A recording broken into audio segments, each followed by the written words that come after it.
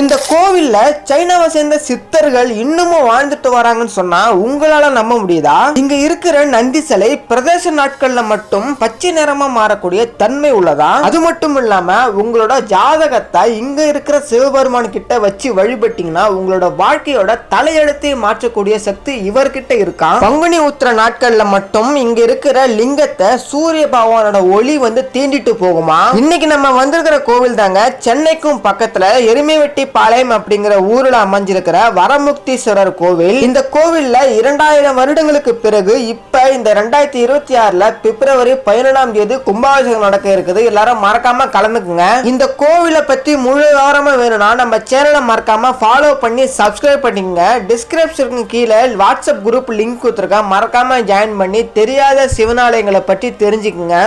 போதி தர்மர் இவங்கெல்லாம் இந்த கோயிலை வழிபாடு பண்ணியிருந்திருக்காங்க. சீனா சைனா